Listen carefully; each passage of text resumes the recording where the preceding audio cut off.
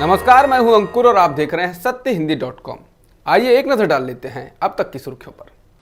भारत ने आज एक और उस अंतर्राष्ट्रीय रिपोर्ट को खारिज कर दिया और गड़बड़ बता दिया जिसमें भारत की स्थिति खराब बताई गई थी। भारत की ओर से कहा गया है कि ग्लोबल हंगर इंडेक्स में कार्यप्रणाली संबंधी गंभीर समस्याएं हैं। बता दें, इसने पिछले साल के इंडेक्स को भी खारिज कर दिया था। कई और उन अंतर्राष्ट्रीय रिपोर्टों को भारत ये कहते हुए खारिज करता रहा है कि आकलन के लिए सही तरीका नहीं अपनाया गया।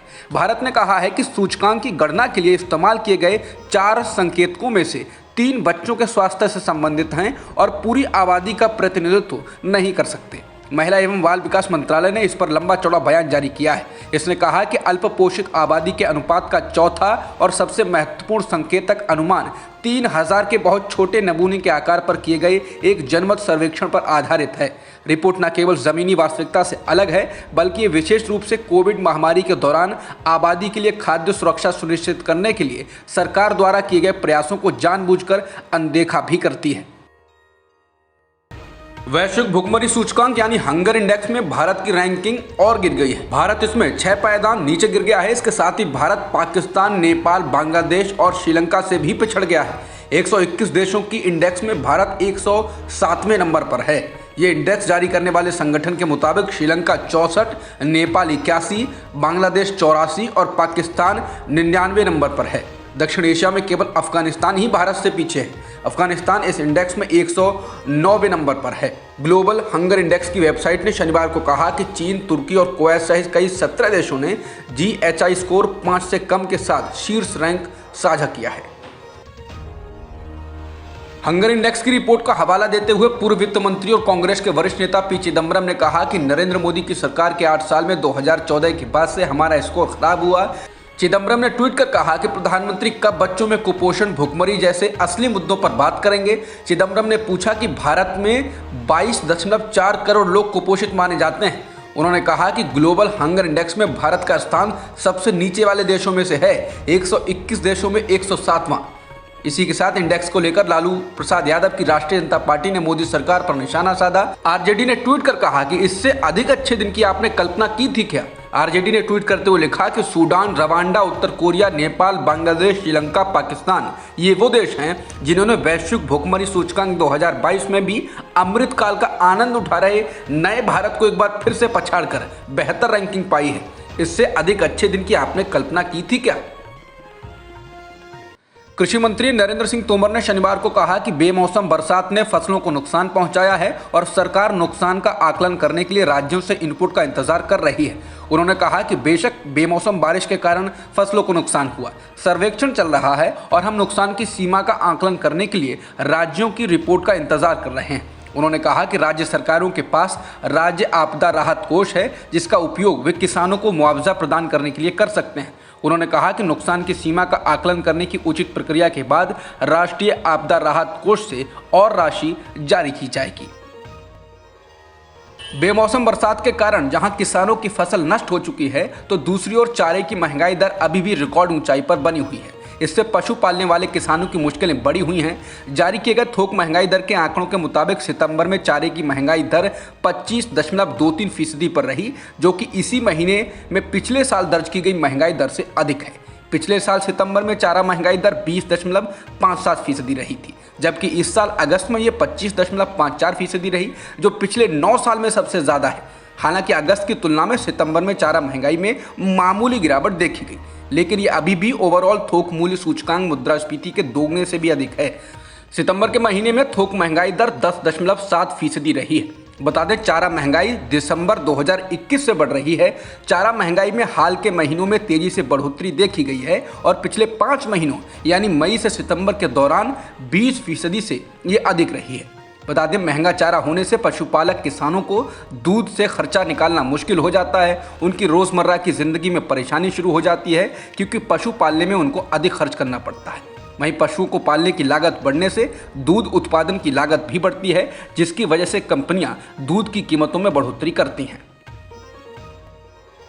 अमूल के बाद मदर डेयरी ने भी दूध की कीमतों में 2 रुपए का इजाफा कर दिया। कीमतें रविवार से लागू हो जाएंगी। इससे पहले अमूल ने अपने दूध की कीमत 2 रुपये प्रति लीटर बढ़ाने का ऐलान किया था। हालांकि Gujarat cooperative milk marketing federation limited के प्रबंध निदेशक ने कहा, यह कीमत गुजरात छोड़कर बाकी सभी राज्यों में प्रभावी होगी। अमूल के इस फैसले के बाद फुल क्रीम की दूध की कीमत 61 रुपये प्रति लीटर से बढ़कर 63 रुपये प्रति लीटर हो गई। दिवाली से पहले दूध की कीमतें बढ़ने को आम नागरिकों को एक झटका माना जा रहा है। ओडिशा के मुख्यमंत्री नवीन पटनायक सरकार ने राज्य में संविदा भर्ती को खत्म कर दिया। दिवाली से पहले मुख्यमंत्री नवीन पटनायक ने शनिवार को घोषणा करते हुए कहा कि सभी संविदा कर्मचारियों को नियमित किया जाएगा। उन्होंने पहले से ठेके पर काम कर रहे ऐसे करीब 57,000 लोगों की नौकरियों को स्थायी करने का भी ऐलान किया। यह आदेश तत्काल प्रभाव से लागू हो गया है। पटनायक ने अपने सोशल मीडिया हैंडल से वीडियो जारी कर घोषणा करते हुए कहा, आज का दिन मेरे लिए सबसे खुशी का दिन है। प्रदेश में संविदा रोजगार व्यवस्था को हमेशा के लिए बंद करने का फैसला लिया गया है। मैं इस दिन का लंबे समय से इंतजार कर रहा था। पटनायक ने कहा कि ओडिशा में संविदा रोजगार का युग समाप्त हो गया। नीतीश कुमार की जदयू पार्टी के अध्यक्ष राजीव रंजन ने पीएम मोदी पर पिछड़ों को लेकर हमला बोला और उनको डुप्लीकेट बताया। ललन सिंह ने कहा कि बीजेपी का चरित्र बहुत गड़बड़ है। हाथी के 2 दांत होते हैं, खाने वाले और दिखाने वाले। इसका दिखाने वाला दांत है। ललन सिंह ने कहा कि 2014 के चुनाव में प्रधानमंत्री मोदी ने पूरे देश को घूमकर कहा कि हम अति पिछड़ा हैं। ललन सिंह ने कहा कि लेकिन गुजरात में अति पिछड़ा नहीं है, वहाँ पिछड़ा है, लेकिन ये उस पिछड़े में भी नहीं है। वो तो ये जब गुजरात में मुख्यमंत्री बने तो इन्होंने अपने समाज को इसमें शामिल कर लिया। ये डुप्लीकेट हैं, ओरिजिनल कहाँ है? ये वोट के लिए कुछ भी कर सकते हैं।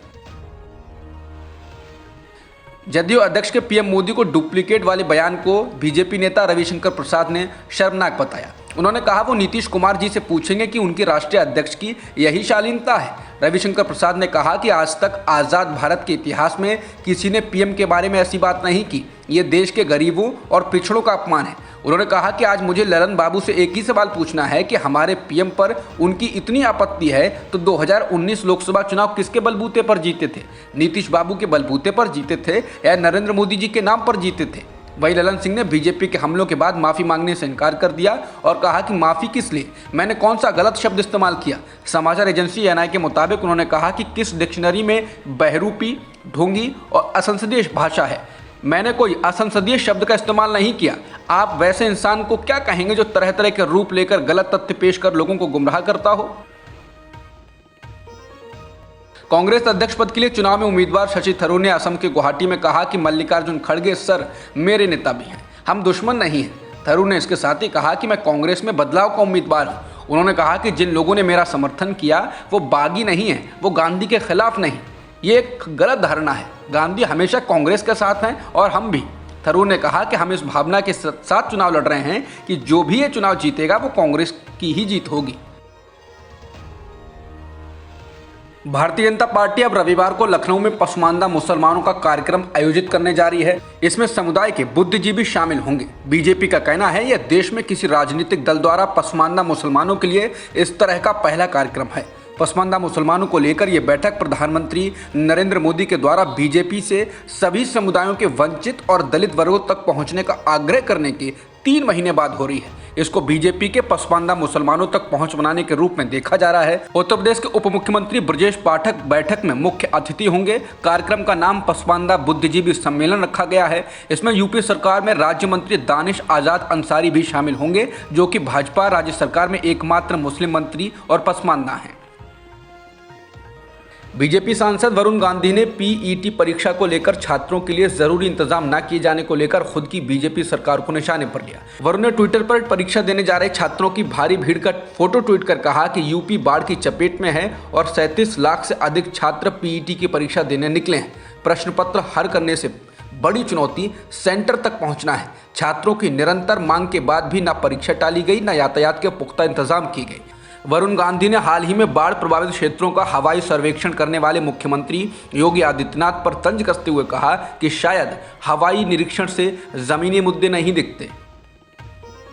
यूपी पीईटी परीक्षा को लेकर राहुल गांधी ने भी सरकार को निशाने पर लिया। राहुल ने छात्रों की तस्वीरों को ट्वीट करते हुए लिखा, यूपी पीईटी फॉर्म 37 लाख, खाली पद गिनती के।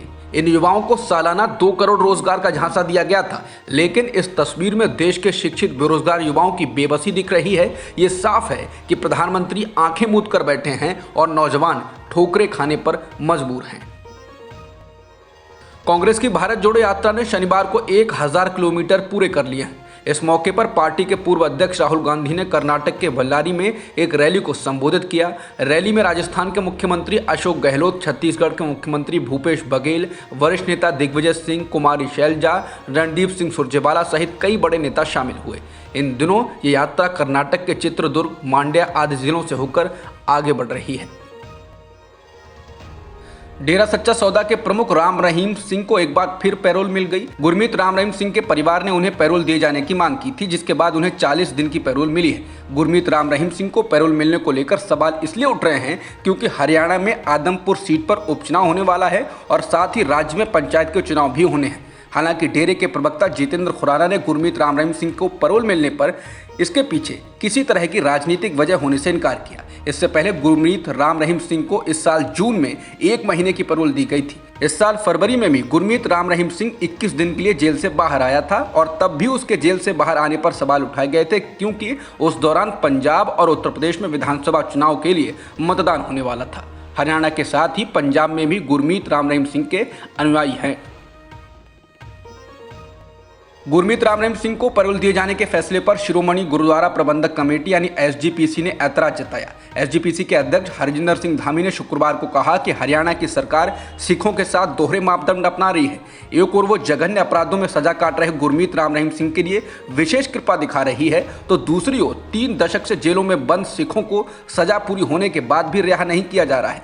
एसजीपीसी के अध्यक्ष ने कहा है कि बड़ी संख्या में ऐसे सिख कैदी हैं जिन्हें पैरोल नहीं दी गई है। एसजीपीसी के अध्यक्ष ने कहा, यह हरियाणा सरकार की दोहरी नीति है और इस तरह की तिकड़म अपने राजनीतिक फायदे के लिए अपनाई जाती है, लेकिन ये देश के हित में नहीं है। फरवरी में हरियाणा की खट्टर सरकार ने गुरमीत राम रहीम को Z+ सुरक्षा भी दी थी। सुरक्षा देने के पीछे खालिस्तान समर्थकों से उसकी जान को खतरा होना बताया गया था। सुप्रीम कोर्ट ने आज दिल्ली यूनिवर्सिटी के प्रोफेसर GN साईं बाबा और अन्य के रिहा करने के बॉम्बे हाईकोर्ट के फैसले पर रोक लगा दी। सुप्रीम कोर्ट की स्पेशल बेंच के जस्टिस MR शाह और जस्टिस बेला M त्रिवेदी ने यह फैसला किया। हालांकि सुप्रीम कोर्ट ने यह कहा है कि वो मामले की संवेदनशीलता को देखते हुए इसकी विस्तार से सुनवाई करेगा। बता दें, शुक्रवार को नक्सलियों के साथ कथित संबंध के मामले में उनको हाईकोर्ट ने बरी कर दिया था, लेकिन इस फैसले के खिलाफ महाराष्ट्र सरकार ने सुप्रीम कोर्ट का रुख किया और उसके बाद आज ये फैसला आया है। मालूम हो कि नक्सलियों के साथ कथित संबंध के मामले में उनको साल 2017 में गिरफ्तार कर लिया गया था और बाद में ट्रायल कोर्ट ने दोषी ठहराते हुए उम्र कैद की सजा सुनाई थी। जम्मू कश्मीर में कश्मीरी पंडितों की निशाना बनाकर हत्या करने का सिलसिला रुकने का नाम नहीं ले रहा है। शनिवार को एक और ऐसी ही घटना में शोपियां जिले में आतंकवादियों ने कश्मीरी पंडित की गोली मारकर हत्या कर दी। अधिकारियों ने कहा कि पूरन कृष्ण भट्ट नाम के कश्मीरी पंडित पर दक्षिण कश्मीर जिले के चौधरी गुंड इलाके में उनके आवास के पास हमला किया गया। अस्पताल ले जाने पर डॉक्टरों ने मृत घोषित कर दिया। अधिकारियों ने कहा कि इलाके की घेराबंदी कर दी गई है और अपराधियों को पकड़ने के लिए तलाश शुरू कर दी गई है। बता दें, भट्ट के 2 स्कूल जाने वाले बच्चे हैं, एक लड़की जो कक्षा 7 में पढ़ती है और एक छोटा लड़का जो कक्षा 5 में है। भट्ट के रिश्तेदार ने बताया कि वो लोग बहुत डरे हुए हैं। बता दें, घाटी में पिछले साल अक्टूबर से निशाना बनाकर हत्याओं की एक श्रृंखला देखी जा रही है। जिनकी हत्या की गई है उनमें कई प्रवासी मजदूर या कश्मीरी पंडित हैं। पिछले साल अक्टूबर में 5 दिनों में 7 नागरिकों की हत्या कर दी गई थी, जिनमें कश्मीरी पंडित, एक सिख और 2 प्रवासी हिंदू शामिल थे। वहीं मई में आतंकवादियों ने वडगाम में तहसीलदार के कार्यालय में घुसकर 36 वर्षीय राहुल भट्ट की गोली मारकर हत्या कर दी थी, जो एक कश्मीरी पंडित थे। मध्य प्रदेश के खरगोन में रामनवमी पर इसी साल 10 अप्रैल को भड़के सांप्रदायिक दंगों के आधा दर्जन पीड़ित परिवारों को शायद अब न्याय मिल गया है।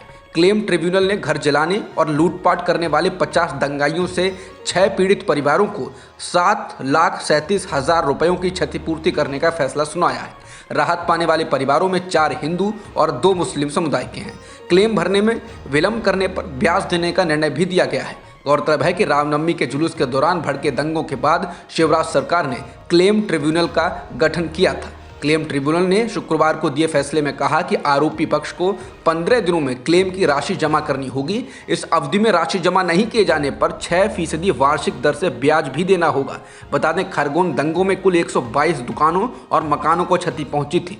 पुलिस और प्रशासन में दर्ज मामलों के अनुसार लगभग 2 करोड़ रुपए की क्षति लूटपाट, आगजनी और अन्य वजहों से हुई थी। दंगों में एक व्यक्ति की मौत हुई थी, जबकि 50 लोग घायल हुए थे। पुलिस ने दंगों को लेकर 80 FIR दर्ज की थी। ट्रिब्यूनल के गठन के बाद कुल 343 आवेदन आए थे। छानबीन के बाद इन आवेदनों में 34 ऐसे मामलों को सुनवाई के लिए मान्य किया गया जिनमें आरोपी ज्ञात हैं। इन 34 में से 3 आवेदकों ने बाद में अपने आवेदन वापस ले लिए। कुल 31 मामले शेष रहे जिनमें से 6 में ट्रिब्यूनल ने निर्णय सुना दिया है और 25 उसके पास अभी सुनवाई एवं फैसले के लिए बचे हुए हैं, यानी सुरक्षित हैं।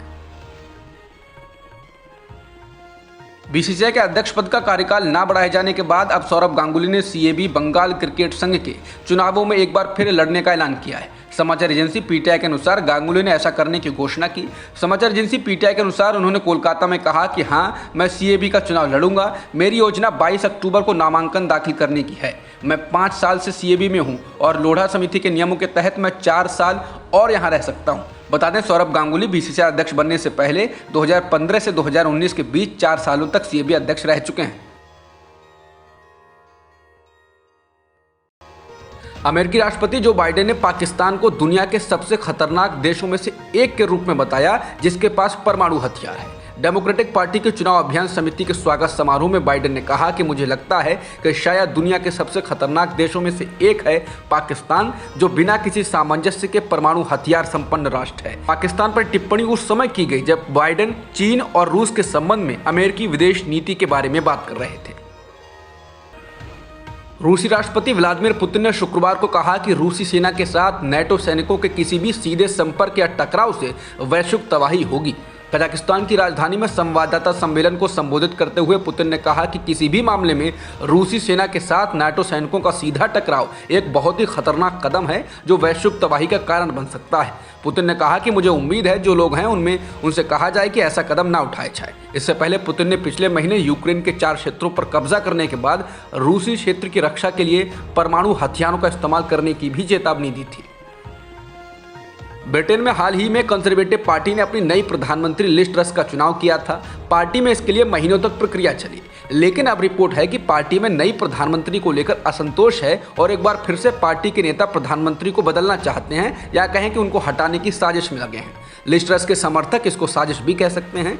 ये द टाइम्स के लिए YouGov पोल से पता चलता है कि टोरी पार्टी के लगभग आधे समर्थकों का मानना है कि पार्टी ने नेतृत्व के रूप में गलत उम्मीदवार चुन लिया। सर्वेक्षण में पाया गया है कि पिछले चुनाव में कंजर्वेटिव पार्टी के लिए मतदान करने वालों में से 62% ने कहा कि पार्टी के सदस्यों ने गलत चुनाव किया, वहीं 15% चुनाव को सही मानते हैं। बता दें, प्रधानमंत्री की रेस में अंत में ट्रस और भारतीय मूल के ऋषि सुनक बचे थे और अंत में ट्रस को जीत मिली। वहीं पार्टी का मानना है कि सुनक, ट्रस और तीसरे नंबर के उम्मीदवार मॉर्डेंट के बीच कुछ समझौता हो सकता है। हालांकि पूर्व प्रधानमंत्री बोरिस जॉनसन के वफादारों ने असंतुष्ट सुनक समर्थकों द्वारा इस तरह की लोकतंत्र विरोधी साजिश की निंदा की।